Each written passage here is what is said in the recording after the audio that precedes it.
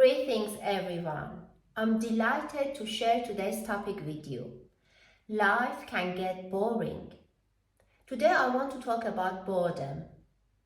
Michael Pollan has written in his book, How to Change Your Mind, that one of the things we have to get used to as our default setting is that the brain is essentially future tense, angled towards the future with a low level hum of anxiety as our default state. When I heard that, I gasped. Oh my God, that explains all my worries and how my brain functions. And the reason for that is 100,000 years ago, if we were not thinking ahead about what was around that next bush, we were going to be eaten by predators. So, brain is like artificial intelligence program. And it's taking data from the present and it compares that data from the past and it immediately makes conclusion about the future. So our brain is a prediction machine. So what do? We study, we work, we save money, and we create a safe environment that we grow bored. That's why they say people are so poor that all they have is money.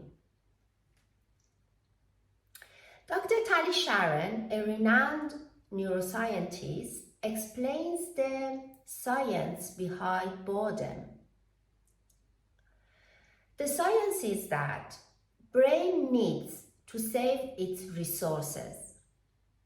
So if something is not changing, then the neurons stop responding. One example is looking into a sheet of a slightly colored with a black cross in the middle. And if you look into the black cross for 30 seconds, you won't see the colors anymore.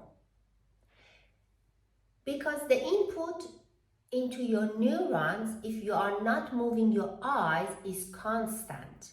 So the neurons are getting the same input, so they stop responding. I've done that myself and it's incredible. And because the neuron says there is nothing new here, let's save our resources for something else that is going to come along. And you stop noticing the colors altogether. But once you move your eyes, color comes back. And it is the same in our life. If everything is constant, we don't perceive the good and we don't perceive the bad. But if we move our eyes enough, metaphorically, then we start noticing and feeling again. This is relating to habituation. For example, if you hear the same sound again and again, you're no longer conscious of it and you're no longer responding to it. But habituation is also true for fundamental things in our life that we really care about.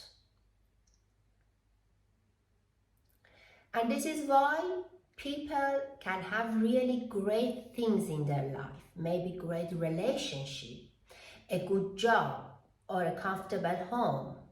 But what's very interesting is after a while, those things don't bring us daily joy that they should, because we kind of habituated to it.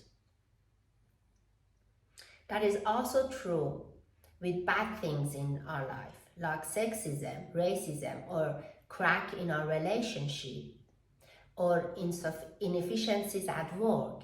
But if they are there all the time, after a while, we do not notice them. And if we do not notice them, we don't try to change them.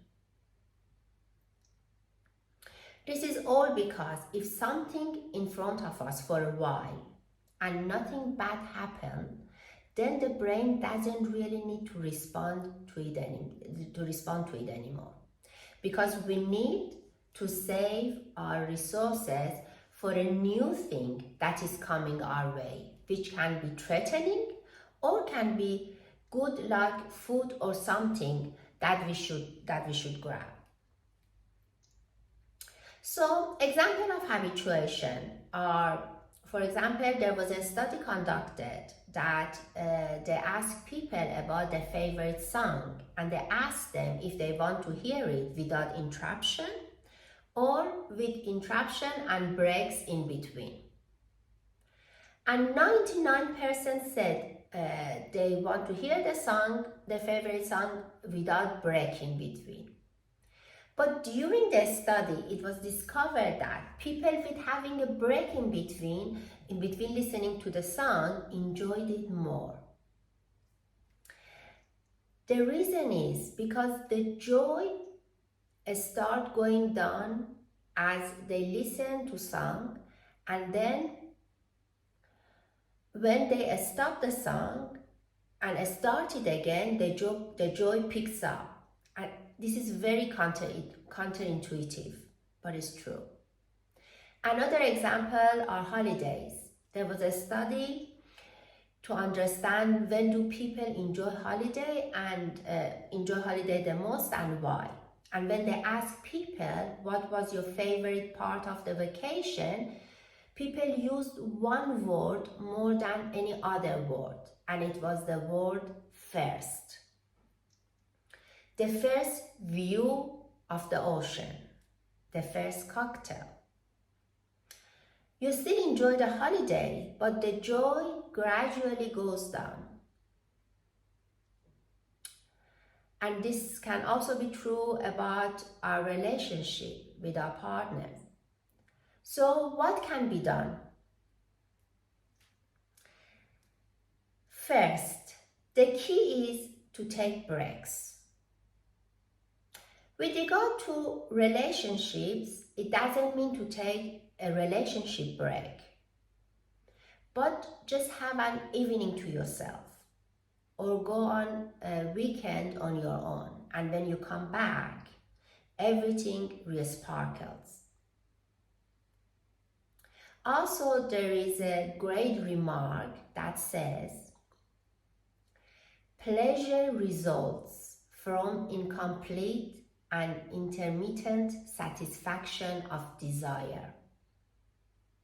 I repeat, pleasure results from incomplete and intermittent satisfaction of desires.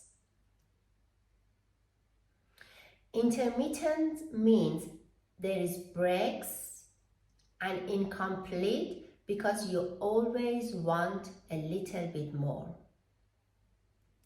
You can apply this to almost everything, even food. If you have certain type of food all the time, you don't fancy it anymore. The second thing on how to fix boredom is doing new things. So that is violating your expectation. By doing things like travel, novelty. Novelty is anything new, original, or unique, or something that is unusual, different, or innovative, often standing out from what is common, familiar. In terms of relationship with your partner, doing new things together. For example, going to a new restaurant, or even something as simple as choose a new topic to talk about. Another thing to do is meditation. So why? These experiences, they block all signals forward and backward. So the expectation building in future modeling that is automatic gets blocked or knocked offline, throwing you into the flow of present that is literally wonderful. Wonder/full. Wonder being the byproduct of The clear sense of first sight to which the adult brain has closed itself. At every present moment, there are so many wonderful things around us. We have stopped enjoying the wonderful air we are breathing. We will stop enjoying the smell of wonderful fresh coffee in the morning. We stop noticing the beautiful sunlight or the warmth of sun on our skin. We stop appreciating the beautiful stars in the sky. So organize life in regular experiences that violate your expectation. We need to stop the default future modeling of our brain. The part of us that says, I know what this is. I have seen this before. I know what that's going to be. All these things that allow us dismiss engaging with the world, assuming that we know what we're engaging with. Marco Polo says, what is banality and boredom except techniques that the educated mind employs against experiences so it can get through the day without being continually exhaustingly astonished. With all my love, until next time, take good care.